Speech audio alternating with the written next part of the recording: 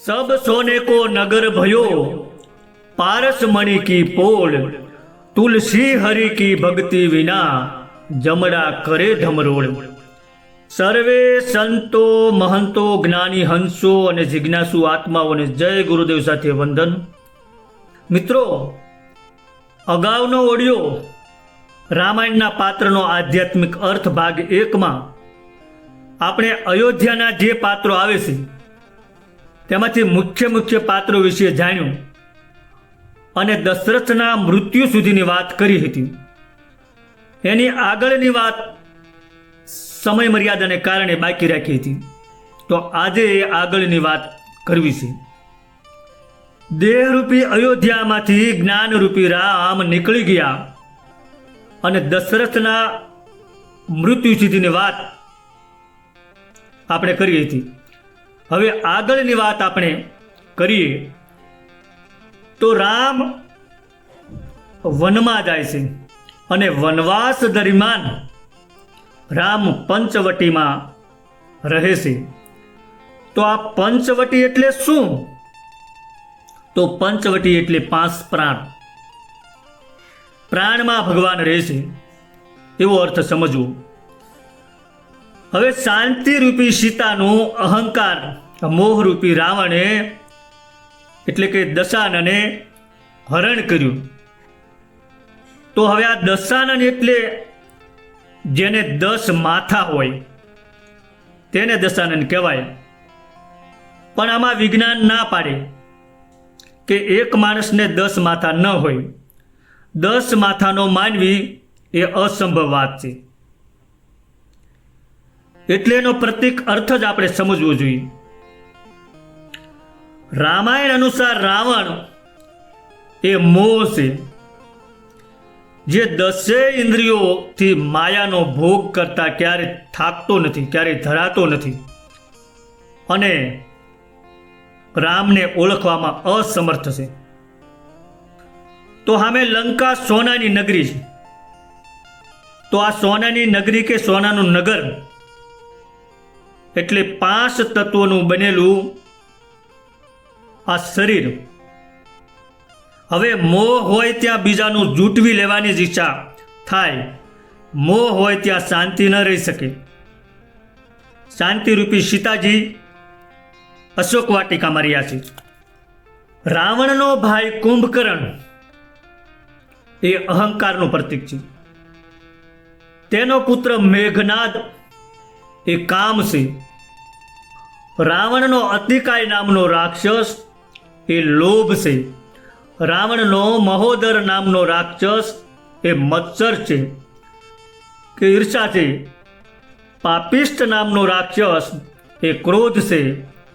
ખર નામનો રાક્ષસ એ દંભ છે અને દુર્મુખ નામનો રાક્ષસ એ દ્વેષ છે અને અકંપન નામનો રાક્ષસ કપટ છે। આમ મોહરૂપી રાવણનો પરિવાર કામ, ક્રોધ, મદ, લોભ, મત્સર, કપટ, દંભ, ઈર્ષા, દ્વેષ વગેરે વગેરે અનેક પુત્ર પુત્રીઓથી સંપન્ન એક વિશાળ પરિવાર છે। આવા વિશાળ રાક્ષસ પરિવારનો જન્મદાતા મોહરૂપી રાવણ સોનાની લંકાનો માલિક છે। એટલે કે ધન સંગ્રહને જીવનનો ઉદ્દેશ માની બેઠો છે। સોનાની નગરીનો માલિક એટલે કંચન જેવી કાયાનો માલિક પણ કહી શકાય। તો આ બાજુ શાંતિરૂપી સીતાનું મોહ અને અહંકાર રૂપી રાવણે હરણ કર્યું, તેથી રામ એ સનાતન શાંતિથી વંચિત થઈ એની પ્રાપ્તિને માટે પુરુષાર્થ કરે છે। પરંતુ એ શાંતિ પાછી કેવી રીતે મળે?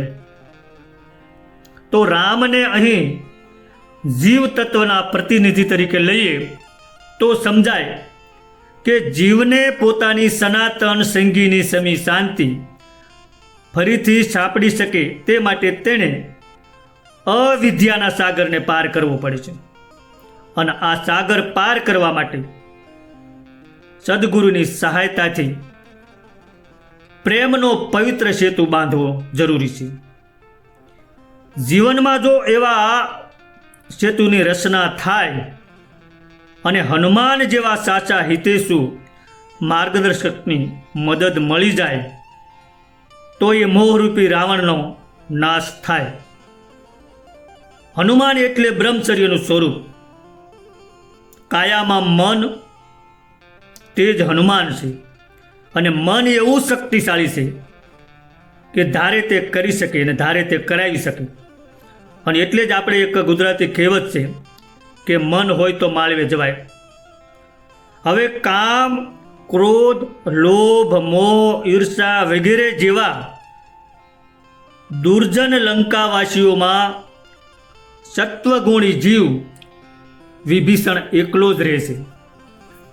આટલા રાક્ષસોની વચ્ચે વિભીષણ રૂપી સત્વગુણી જીવ તડપી રહ્યો છે, જેનો રામ મિલનથી ઉદ્ધાર થાય છે.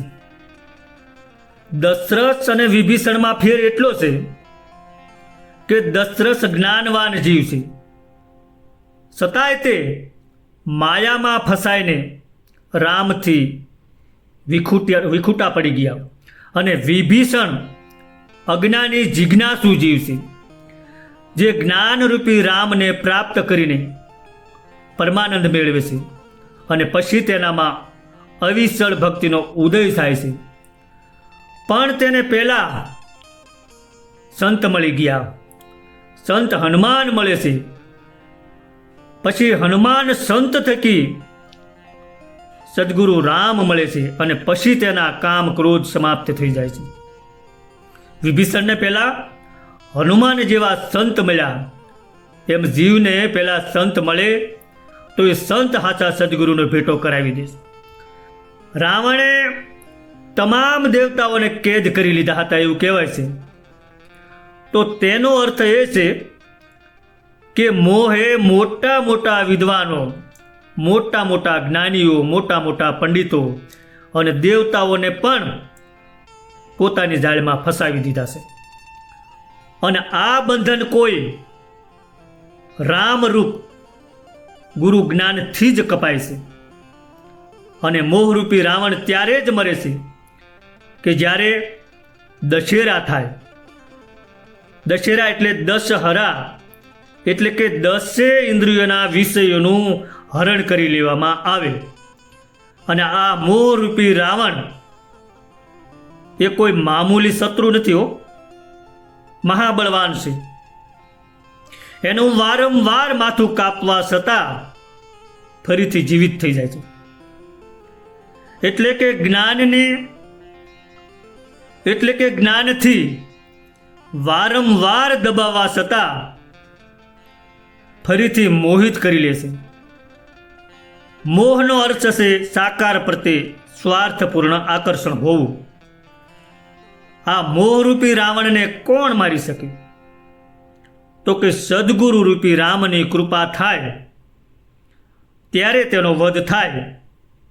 અને તે પણ ત્યારે કે જ્યારે 10 ઇન્દ્રિયોને કુમાર્ગથી હટાવી સુમાર્ગ પર જ્ઞાનથી જોડવામાં આવે. આંખ પ્રભુના દર્શન કરે, કાન હરિકથા સાંભળે, નાક પ્રભુની સુગંધને ગ્રહણ કરે, જીભ હરિના ગુણગાન કરે, ત્વચા પ્રભુના ચરણ સ્પર્શ કરે, હાથ સંતોની સેવા કરે, સંતોના ચરણ સ્પર્શ કરે, અને પગ ચાલીને સત્સંગમાં પહોંચે.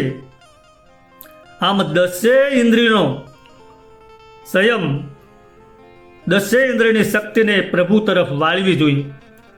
અને તેના વિષય રસ, શબ્દ, સ્પર્શ, રૂપ, રસ, ગંધ વગેરેના અલિપ્ત પૂર્ણ માયાના ભોગમાંથી હટાવવા જોઈએ. અને એ જ દશેરા એટલે કે દશહરા છે. આ દશેરા સંયમની સરમસીમા અને ભક્તિનું રૂપ છે. દશહરાથી જ મોહરૂપી બળવાન શત્રુ રાવણ મરી શકે છે. અને એને મારવો જ જોઈએ, કારણ કે ભક્તિરૂપી સીતા તેની નજર કેદમાં તડપી રહી છે. આ ભક્તિની રક્ષા માટે મોહનો વધ કરવો જરૂરી છે. મોહરૂપી રાવણ મરતા જ જ્ઞાનરૂપી રામ અને ભક્તિરૂપી સીતા પુનઃ આ દેહરૂપી અયોધ્યામાં પાછા ફરે છે અને ત્યાં દિવાળી મનાવવામાં આવે છે.